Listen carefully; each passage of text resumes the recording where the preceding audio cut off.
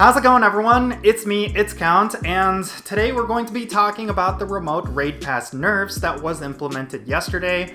There's a lot of negative sentiments around Pokemon Go right now, and a lot of people are feeling deflated.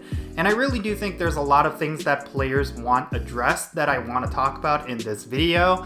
And I really hope Niantic is paying attention because there is a lot of people who do not like these changes, and I really think their voices need to be heard.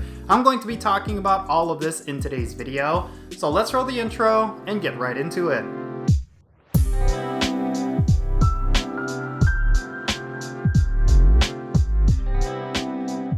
Alright, so during this video, on this side of the screen, you're going to see the last remote raid that I did before these changes were implemented. It's a little bit surreal because this was a major part of my Pokemon Go experience for the last few years, and it really feels like a big chunk of this game is no longer there. I mean, remote raids has been a big part of Pokemon Go ever since it was implemented, and for Niantic to go and just completely ruin remote raids, it's going to be very deflating for pretty much any Pokemon Go player. You know, I've seen a lot of discourse from players who were very big hardcore raiders who are now feeling like they have no reason to play this game, and I could totally understand that sentiment because Pokemon Go was all about raiding. It still continues to be, but because Niantic is putting these limitations in place, a lot of players feel like a big chunk of their Pokemon Go gameplay is now just completely ruined. And you know, it's not even like remote raids are going away. Of course, it's still a functional part of Pokemon Go, but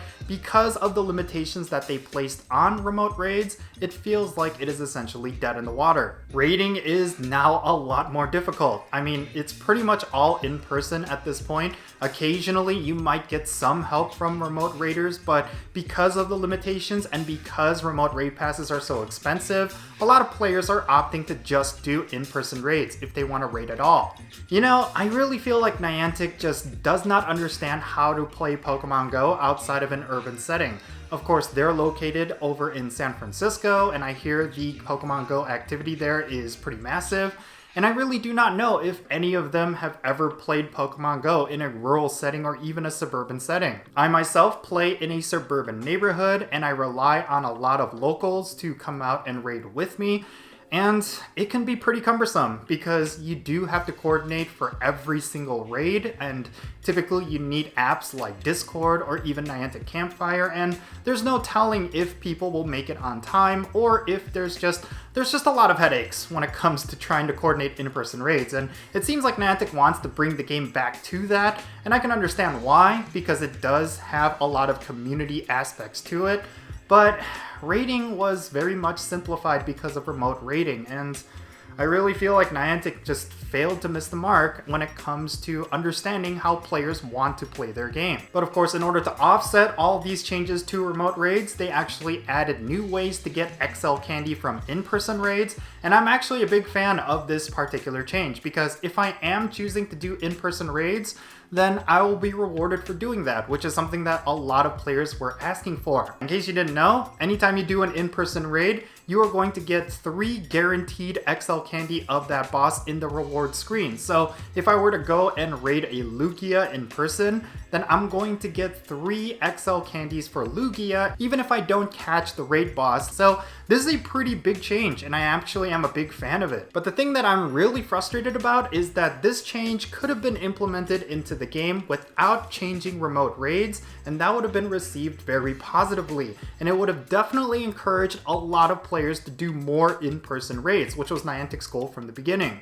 But as of right now, this change has lost a lot of its hype, mainly because of the remote raid pass nerf. Now, I've seen a lot of discourse within my own local communities, as well as a lot of global communities, that players are going to be taking a long break from raids, and they're going to try to explore other areas of this game, or they're going to quit the game outright and try other games on their phones. And you know, I don't blame them for that, because Pokemon Go, like I said, has been all about raiding for the last few years, and a big part of that was, of course, remote raiding. So for Niantic to implement these changes and double down on them well, a lot of players are going to feel like the game is no longer going to be as fun as it used to be. I kind of share a lot of that sentiment. Like for myself, I plan to take a prolonged break from raiding. Like there's not a single legendary that I really need. Like I'm a day one player, so there's going to be very little holes in my Pokedex, so the need to go out and raid in person is just not really there. So, you know, I feel like this is a great opportunity for me to explore other aspects of this game, like PvP.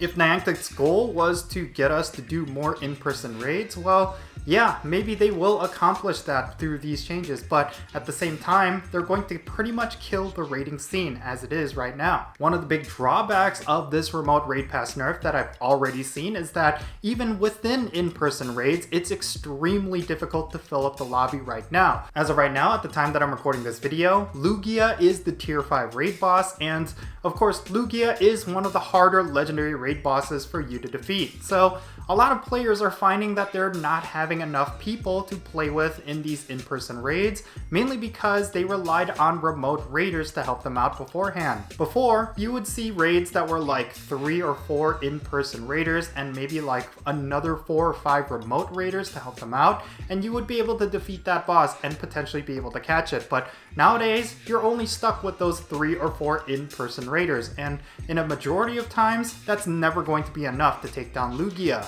This is just one of the many common examples of how this remote raid pass nerf has affected even in-person raiders. So this is something Niantic needs to understand, that a lot of people do not play the game the way they might be playing the game. This is something I don't think Niantic is fully aware of. They fully think that everyone in the world has the same experience that they do in San Francisco, and that is completely wrong. This is why a lot of people were fighting for remote raids to stay the way that they were, because a lot of people use remote raid passes to gain accessibility to a lot of these experiences. Like if you live in a rural area or you're completely disabled and you're not able to go outside, well, remote raids does open up raiding to you. Really, I don't feel inclined to give Niantic my geolocation data for them to sell, and I really do not agree with the changes that they implemented, so I'm not going to engage with the game the way they want me to play it. That's not even a form of protest, it's just I really feel deflated and I don't feel excited about playing the game as of right now.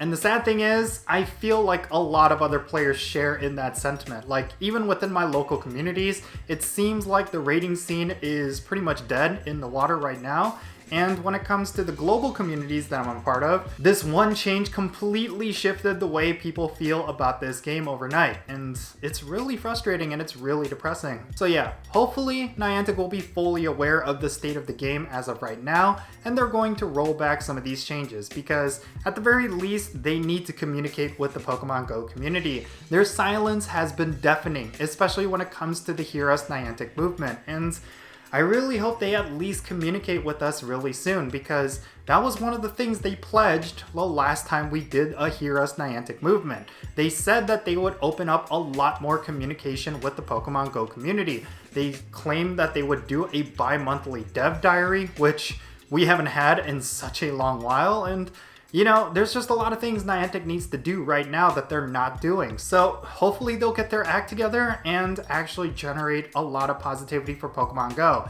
It desperately needs it right now. But in any case, yeah, that's going to be it for this video. Definitely share your thoughts regarding anything that I talked about down below in the comments. Let's have a great discussion. And if you ended up enjoying this video, make sure you hit that like button and subscribe if it's your first time here. And don't forget that little bell so you can stay up to date on whenever I upload videos. And I want to give a quick shout out to my patrons on Patreon. You make this channel content possible. If you want to support my channel in any way, big or small, then be sure to check out the links in the description below. For all of my patrons, they get a permanent spot on my in-game friends list. So if you want to interact with me in some way in Pokemon Go, then do consider becoming a patron on my Patreon. But yeah, that's going to be it for this video. I am Jinsula. Be safe, have fun, love yourself, and I'll catch you all later.